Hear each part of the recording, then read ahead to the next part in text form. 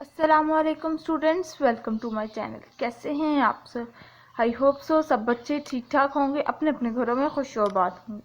तो स्टूडेंट्स, आज हम पढ़ने जा रहे हैं क्लास 3 की ऑक्सफोर्ड की साइंस, प्राइमरी साइंस है। और आज हम पढ़ेंगे साउंड की। हम लोग शुरू किया था unit number 10 sound and light.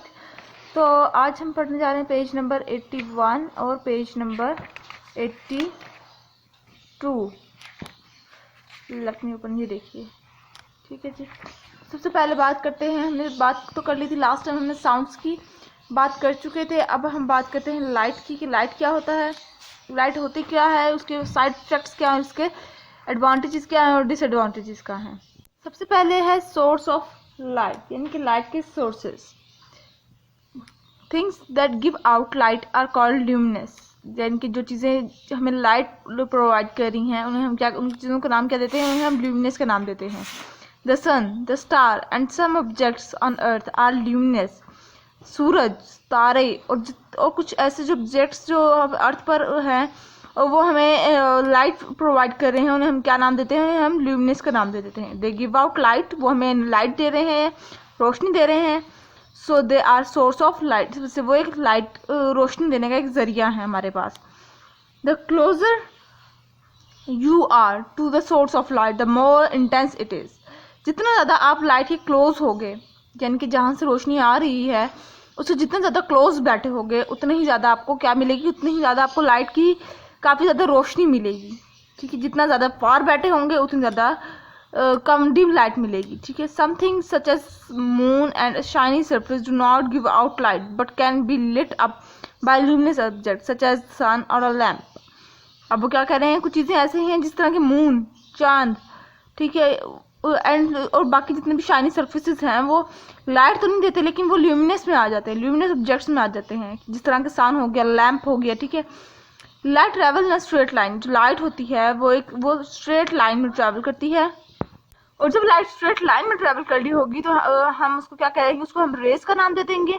Some time at sunrise और sunset we see beautiful colours in the sky. देखो, जब सन जो सूरज निकल रहा होता है या सूरज ग़ुरूब हो रहा होता है तो हम मुख्तलिफ कलर्स देख रहे होते हैं आसमान में, ठीक है। कभी ऑरेंज कलर हो रहा होता है जिस टाइम, अक्सर जब सूरज ढल रहा होता है ना, तो फिर शाम के वक्त। They are caused by dust particles and water droplet which scattered the light away light rays in the atmosphere. अब वो क्या कह रहे हैं कि वो क्यों आती हैं, वो क्यों इस तरह की कलरफुल स्काई हो जाता है? वो इस वजह से हो जाता है क्योंकि डस्ट पार्टिकल्स की वजह से और वाटर ड्रॉपलेट्स की वजह से। डस्ट पार्टिकल और वाटर ड्रॉपलेट्स होती हैं ना, वो लाइट रेज, जो लाइट की उसकी जो रोशनी होती है ना, उसको कह रहे होते हैं बस ख़त्म। तो और सूरज कह रहे होते हैं नहीं, अभी मुझे रोशनी देनी है। तो इसके पीछे की ये रीज़न होता है। Light is form of energy, light एक एनर्जी की फॉर्म है। अब इसको भी एक्सप्लेन करती हूँ मैं। All living thing on earth depend on energy they get from sunlight. अब जितने भी चीज़ें हैं इस अर्थ पर वो सारी किस पे डिपेंड करती हैं? वो एनर्जी पे डिपेंड करती हैं, वो सनलाइट पे डिपेंड करती हैं। The sun give off more energy in 1 second than the total amount of energy ever use on earth. जो सन है वो इतनी ज़्यादा एनर्जी देता है 1 सेकेंड के अंदर, जितनी कि टोटल अमाउंट, मतलब पूरी बहुत ज़्यादा, जितनी पूरी दुनिया में जितनी एनर्जी यूज़ हो रही है ना उससे भी ज़्यादा, ठीक है जी। फिर आ जाते हैं स्पीड ऑफ लाइट, यानी कि लाइट की स्पीड क्या होती है? Light is the fastest thing in the universe. Light जो होती है ना वो सबसे ज़्यादा फास्टेस्ट थिंग है यूनिवर्स में, हमारी इस कायनात के अंदर फास्टेस्ट थिंग है, यानी कि उसकी स्पीड इतनी ज़्यादा तेज़ होती है।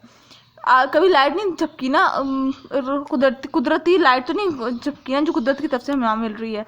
It travel much faster than sound, यानी कि लाइट जो है वो साउंड से भी ज़्यादा फास्टली मूव करती है। It take just 80 minutes for the sun light to travel 146 million kilometre to reach the earth, यानी कि वो 80 मिनट्स लेगी। तो 8 मिनट्स लेगी किसके लिए? सनलाइट वो 186 मिलियन किलोमीटर ट्रैवल करने में अर्थ पर, ठीक है। फिर आ जाते हैं डू यू नो, पर some small insect like fireflies and glow worm give out their own light they are luminous. यानी कुछ इंसेक्ट जैसे फायरफ्लाइज हैं, जुगनू जिसको हम कहते हैं, ग्लो वर्म्स हैं, ये सारे जो है ना ये अपनी लाइट खुद देते हैं, अपनी लाइट देते हैं, तो इन्हें हम ल्यूमिनस ऑब्जेक्ट में शुमार करते हैं। फिर आ जाते हैं हम शेडो पर। तो ये देखिए, because light travel in straight line, क्योंकि लाइट जो है वो हमने पढ़ा था कि लाइट स्ट्रेट लाइन में ट्रेवल करती है। इफ द रे अब्लॉग, यानी कि हमने जैसे पढ़ लिया था कि लाइट जो होती है वो स्ट्रेट लाइन में ट्रेवल करती है। अगर उसके बीच में, उस लाइट के ट्रेवल करते वक्त कोई चीज़ बीच में ऐसी आ जाए जो लाइट को आगे पास होने से रोक रही हो, अ डार्क एरिया ऑफ शेडो इसकी रहती है, तो फिर शेडो बनता है, साया बनता है।